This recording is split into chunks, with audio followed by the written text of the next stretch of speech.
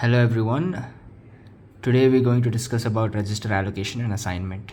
Hi, I'm Akash, roll number 124, and as you can see, I've selected to talk about registers for our CD assignment. So, as you all know that registers in memory hierarchy, if you remember the memory hierarchy diagram, which was like a pyramid, you can remember that registers are the smallest and fastest memory locations in the hierarchy. They're the topmost of the pyramid due to this reason. And registers in our final phase of the compiler, we often use registers to allocate memory. So, because instructions which require only like one register operands are really fast, and this ensures that there's proper usage of registers and the proper assignment of memory to the compiler, right? Here the compiler has one approach, uses like some different approaches to allocate memory through registers. One approach is to register allocation and assignment is that it can assign a specific value to an object program, right? So of an object program to a certain register. So if a program can be like valued, it can be assigned a value, and that value can be assigned to a register. That is one approach. But there's also a disadvantage to this approach. The disadvantage is that because of this, it uses the registers inefficiently, and certain registers may use more portions of code, while certain registers may load and unload and store memory inefficiently or for more times than it's actually needed, and you don't have the knowledge, or the compiler doesn't have the knowledge of what registers are being used more, or what data is being used most in operations, and so on, for different complexities, right? So if there are complexities like this in the code, then it becomes not so easy for the compiler to use these registers. So before we continue, let's know what's the difference between allocation and assignment. So allocation is it maps an unlimited namespace onto that register set of set of the target machine. So it maps an unlimited namespace. That means that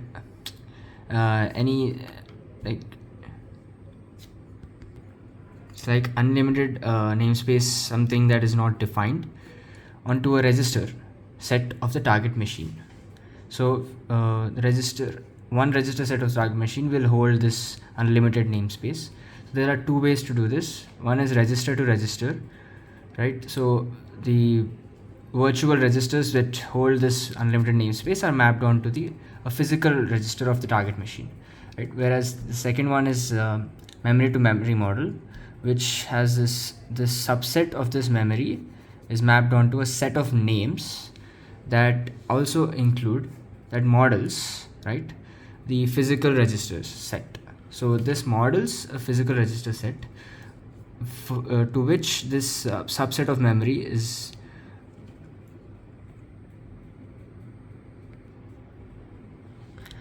Now, what is an assignment? Assignment is it maps an allocated name set to the physical register set of the target machine. So in assignment, it assumes allocation has been done so that code will fit into the set of physical registers. So allocation is being assumed in assignment. So assignment happens after allocation. So after this, the code will be fit into a set of physical registers, and it will be stored there, right? So allocation just ensures that the code will fit the target machine at each instruction, whereas assignment is making sure that no, assignment is not making sure. Assignment is fit, making the code fit into a instruction set, into a target machine. So assignment is where the code gets into the target machine. Now let's get into the main topic, right? So there are certain strategies that the compiler uses in register assignment.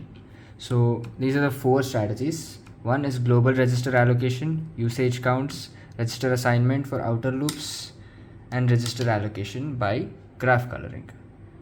So before that, we'll go and we'll discuss, before going to the global register allocation, let's discuss something about the local register allocation. See, basically the local register allocation is within one block. In local blocks, this allocation is based upon the local blocks. It follows a top-down approach, right? So this is basically, it has 4 main operations, which traversing the block is first, then we count the uses. It's the same as a global registration allocation. So we traverse the block,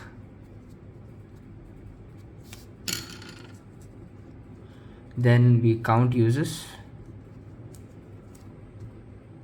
use count as a priority function,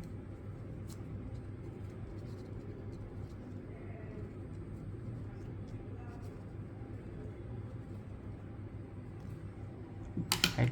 So key point to remember here is that we need to assign the registers to higher priority variables first. So yeah, so because doing so will ensure that the variables which are being used more, which are being heavily used, are prioritized more, so that those variables can be, because those variables will be accessed more, right? So if they're accessed more, they should be highly prioritized, so that it can be efficient, right? So all of this is done in a single block, that is local register allocation, whereas global considers different blocks, set of blocks.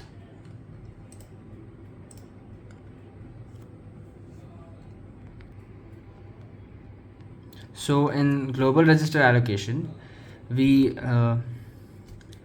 use something known as live range of variables. So variables used in these blocks in different local register allocation, through different local register allocation, we use different blocks, right? So all these blocks will have their own live variables, the variables which are being used in the block themselves. And looking at the local allocation, will consider the live variables and project it onto the global register allocation. So register allocation depends on the size of live range, the number of uses or definitions, the frequency of execution, number of load stores needed, or cost of the load stores needed. That is used in global register allocation. The local register allocation doesn't consider anything. It just traverses the block, counts the uses, and uses count as the priority function, and gives priority to the highly used variables or mostly used variables. Now let's talk about usage counts, right? In usage counts, the registers are allocated for variables within loops.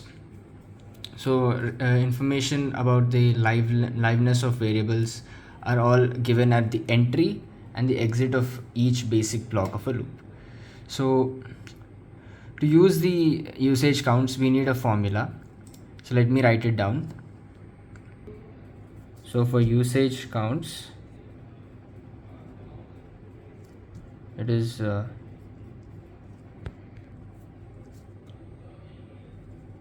use of x comma b plus 2 times live of x comma b.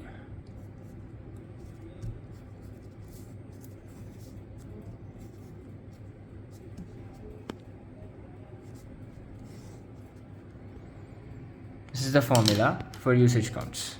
So here the use of x comma b is x here is the variable, is a variable that we are using to find their usage count, and b is the block in which the variable is in, right? And here live is the live variables. So is it live or not?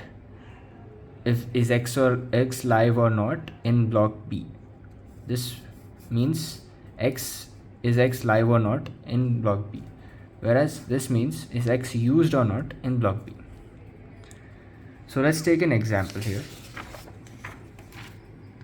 Consider this example. You can see it in the figure.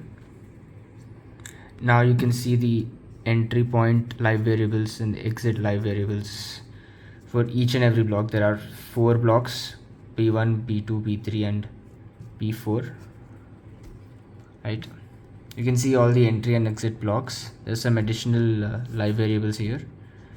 These are not required for us because we need to calculate only in these blocks, right? I've already wrote it down. So this problem is here. This example is solved here. Let's see. So let's consider the first variable a.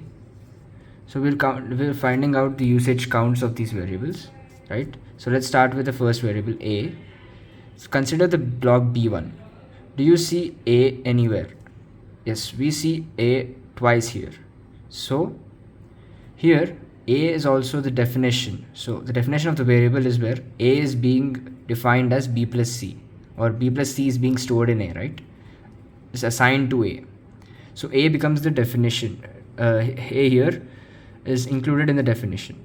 So because a is included in the definition, we don't count this because it's important. It's already assigned and we don't count this into register. So usage count for this will be use of x of b.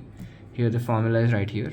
Use x of b will be 0 for a, where x is a, it will be 0 for this. And because it's in the definition, the live variables should be counted. And so here, because the a is here, according to the formula, live will be 1 now. So 2 into 1 will be 2. So we add 0 for the use and 2 for live. So we get 0 plus 2. So similarly for block B2, because a is here, we counted for 1 because it's not in the definition. We count here. So we count 1 here, and then because it's not in the live, we count it as 0. So 1 plus 0. Similarly, we can see in block B3, a is not in the definition, but it is in the, it's in E equals a minus c. So a is not in the definition, we count use as 1, and it's not in the live variables, and we don't see the live variables because it's not in the definition. When a variable is not in the definition, we don't have to we should assume that its liveness is 0. So here 1 plus 0, and for b4 0 plus 0, which will give you 4. The same way we do it for b, right? In b we see that it's not in the definition, but the uses of b in block b1 is twice. So we put 2 plus 0 because it's not in the, it's not defined. 0 plus 0, 0 plus 2. Likewise, you can solve the problem yourselves. 0 plus 2, 0 plus 2 will give you 6. For C, B1, C is 1 and it's not defined, so 1 plus 0. For block 2, we don't have C, so 0 plus 0. Block 3 we have C in the second line, 1 plus 0, and for block 4 we have C, 1 plus 0 will give you 3.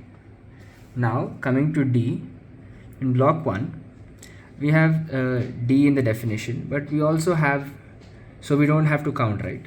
But we also have it in the same exact line. So D here is also the definition variable, but it is also inside the definition. So how do we do this?